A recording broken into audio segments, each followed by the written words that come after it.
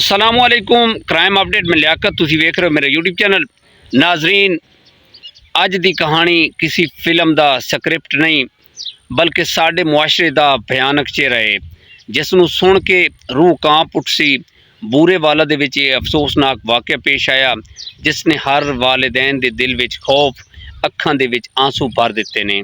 एक रक्षा ड्राइवर जिस ते वालिदैन भरोसा करके अपनी 10वीं जमात की बेटी नूं स्कूल भेजदे आए, वही शख्स इस मासूम कली नूं पिछले 4 महीनों तो अपनी दरिंदगी का निशाना बना रहा है। भरोसे दे इस कतल ने न सिर्फ एक बच्ची की जिंदगी तबाह नहीं की थी बल्कि पूरे इलाके नूं हिला के रख दिता है। बाद दे विच की बनया है, मैडिकल रिपोर्ट दे विच की आया है और वालिदैन ने इस सफाक रक्षा ड्राइवर के नाल की सलूक किया है। मैडिकल रिपोर्ट और मुलजिम रक्षा ड्राइवर दियाँ इस वालिदैन नूं धमकियाँ, ओवरऑल इस पूरे वाक़े की डिटेल तुहाडे नाल डिस्कस करांगे। साडे इस चैनल सबसक्राइब करो, बैल आइकन बटन नूं प्रेस करो और कमेंट दे विच इज़हार ख्याल लाजमी करना। जी दोस्तों, यह अफसोसनाक वाक़या है बुरे वाला दा है कि एक रक्षा ड्राइवर जिसका नाम है शेख नासिर, एक रक्षा चलाता है और काफ़ी अरसे तो इन्हां बच्चियों को पिक एंड ड्रॉप करता है, स्कूल लैके जाता है और लैके आता है। यह छोटी बच्ची 10वीं जमात की तालबा है। इसनू यह तकरीबन 4 महीने तो निशाना बनाता है। बच्ची दे वालिदैन नू कोई खबर नहीं है कि साड़ी बच्ची दे नाल की हो रहा है और ये सफाक नाल यही धमकियां देंदा है कि तैनू मैं जान तू मार देंगा अगर तू ए गल्लां जड़ियां किसी होर दे नाल शेयर कीतियां।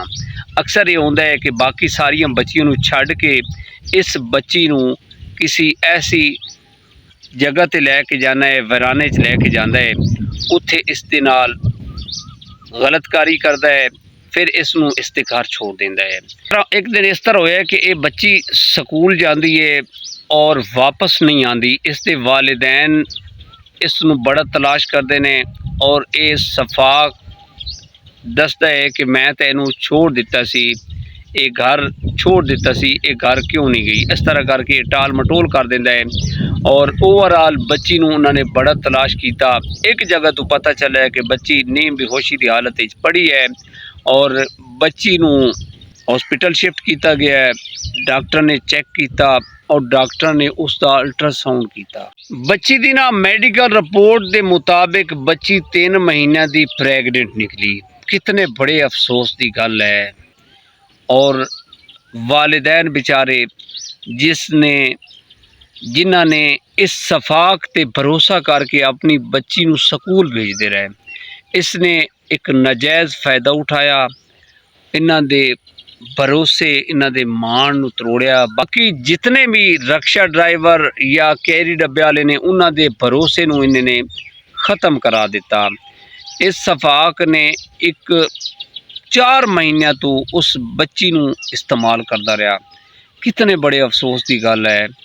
और जदों पता चलिया कि ये 3 महीनों की बच्ची प्रेगनेंट है, बच्ची नूं ये बहुत धमकियां देंदा सी, गलत गल्लां करदा सी, जान तू मार देण वालियां धमकियां करदा सी, देंदा सी और बच्ची बेचारी सहम जाती सी। 14 साल की इसकी उम्र है इस बच्ची की और इसनूं मारन दियां धमकियां देंदा सी, जिस वजह तो वो खौफतारी हुंदा सी, वो घर नहीं सी ना लैंदी।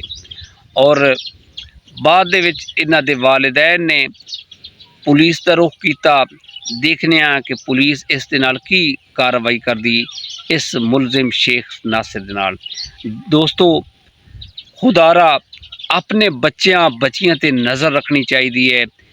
इस तरह का कोई मसला बने तो फिल फौर जिहड़ा ना 15 ते रुजू करो ताकि तुहाडी दाद रसी तुहाडी सुनी जाए और इस तरह के जिहड़े सफाक चेहरे ने, सफाक वहशी दरिंदे ने, इन्हों कैफ किरदार तक पहुँचाया जाए।